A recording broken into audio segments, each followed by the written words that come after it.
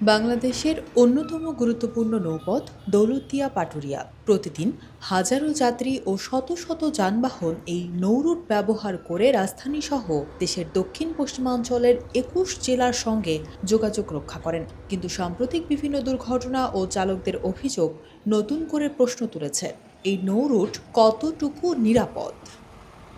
চালকরা বলছেন, ঘাটের অব্যবস্থাপনা ও যানবাহন ওঠানামার ঝুঁকির কারণে দুর্ভোগ পোহাতে হয়। অন্যদিকে বিআইডব্লিউটিসির দায়িত্বরত কর্মকর্তারা বলছেন, যাত্রীদের সচেতনতা বাড়াতে হবে, বিশেষ করে ফেরিতে ওঠার পর গাড়ির ভেতরে না থেকে বাইরে অবস্থান করতে হবে। পানি কমে গেলে পরে ধরুন খুব খারাপ হয়ে যায়, ঘাটটা উঠতে সমস্যা হয়। হ্যাঁ, যাত্রী নিয়ে মনে করেন যে নামা টানা দুটো সমস্যা এই ঘাটে।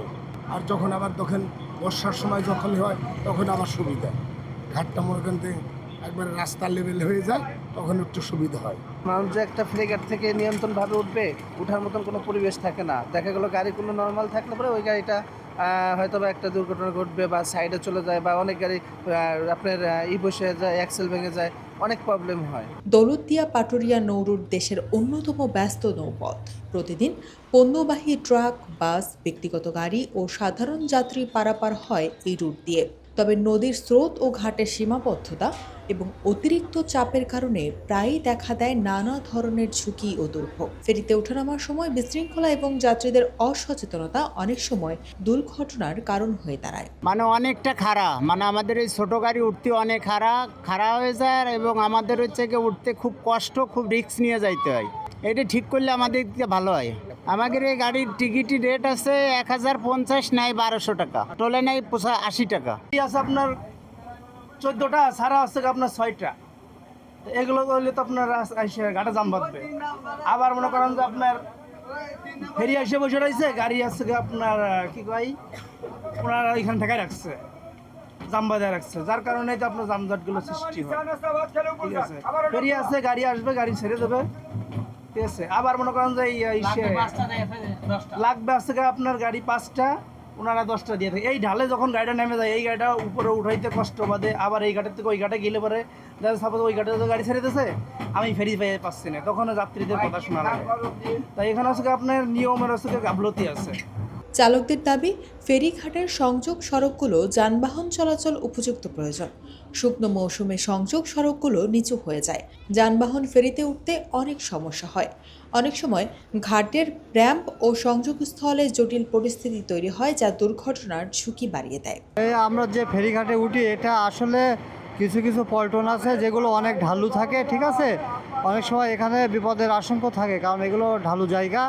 পল্টনগুলো আর একটু সুন্দর পরিবেশের হলে আমাদের ওঠানামা করতে অসুবিধা হয়, ঠিক আছে, ভালো হয় আর কি। সুন্দর পরিবেশ হলে পল্টনগুলো আরও একটু সুন্দর হওয়া প্রয়োজন। তার সময় প্রত্যেকটা ড্রাইভারের উচিত যে গাড়িটা হাওয়া ঠিক আছে কিনা, আর হইলো যে গাড়িটা খুব আস্তে ধীরে ফেরিতে নামানোটাই উচিত। কারণ যেহেতু এটা হলো একটা যাত্রীবাহী বাস, আমাদের প্রত্যেকটা ড্রাইভারের সতর্ক থাকা উচিত, আমি মনে করি। অন্তত আমার মেয়েটা যতটা কাজ করে, কিন্তু অনেকে বলে ঠিক আছে গাড়ির হেল্পার দেওয়া ফেরিঘাটে বিশেষ করে না গানোই ভালো, এটা আমার কথা।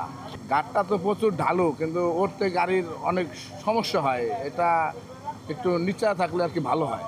বিআইডব্লিউটিসি কর্তৃপক্ষ বলছে, ফেরি চলাচলের ক্ষেত্রে নিরাপত্তা বিধি মেনে চলার বিষয়ে যাত্রীদের আরও সচেতন হতে হবে।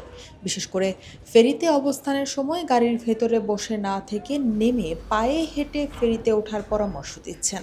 এই ব্যাপারে আমরা যথেষ্ট চেষ্টা করি, যাত্রীদের বলা আগেই বলে দিই আমরা, ভাই ফেরিঘাট আসার আগে যে আপনারা যে নাম্বারে উঠে আসেন। অনেক যাত্রী বলে যে আমরা নামবো না, তো এখন তো আলেন দিচ্ছি, আমরা নিয়মিত তাদের নির্দেশ দিচ্ছি যে আপনারা যারা যারা উঠবেন এখান থেকে গাড়ি নামে রাখুন, এখানে নামে রাখি। তো এখন তো আইল্যান্ড দিছি, এইখানে নামে লাভ, আর যদি মৃত্যু থাকে তো এইভাবেই হবে। যাত্রীরা অনেক যাত্রী নামে, আর কিছু কিছু যাত্রী নামতে চায় না। তারা বলে আরে এইটুকু জায়গায় আর কি উঠে যাই। হয়তো বয়স্ক কিছু লোক আছে, কিছু বাচ্চা কাচ্চা কোলে আছে, এইসব নামে না, তাদের যাত্রী সবাই মানে। বিশেষজ্ঞদের মতে, শুধু কর্তৃপক্ষের উদ্যোগ নয়, চালক ও যাত্রীদেরও নিরাপত্তা নির্দেশনা মেনে চলতে হবে। ফেরিতে ওঠার আগে এবং যাত্রাপথে সামান্য অসচেতনতাও বড় দুর্ঘটনার কারণ হতে পারে। তাদের মতে, আধুনিক ঘাট ব্যবস্থাপনা, নিয়মিত তদারকি, প্রশিক্ষিত জনবল এবং যাত্রী সচেতনতা বাড়াতে পারলে এই গুরুত্বপূর্ণ নৌরুট আরও নিরাপদ করা সম্ভব। সম্মানিত যাত্রীগণ, বিশেষ করে বাস, প্রাইভেট কার, মাইক্রোর যাত্রীগণ গাড়িটি ফেরিতে ওঠার আগে দয়া করে নামবেন। শুধুমাত্র খালি গাড়িটি ড্রাইভার সাহেব সতর্কতার সাথে ফেরিতে উঠাবেন। এক্ষেত্রে সচেতনতা কাম্য। সচেতনতা সৃষ্টিতে গণমাধ্যমের ভূমিকা গুরুত্বপূর্ণ। এই একটি ক্ষেত্রে আমি আপনার সহযোগিতা চাই। দৌলতদিয়া পাটুরিয়া নৌরুট দেশের অর্থনীতি ও যোগাযোগ ব্যবস্থার জন্য অত্যন্ত গুরুত্বপূর্ণ।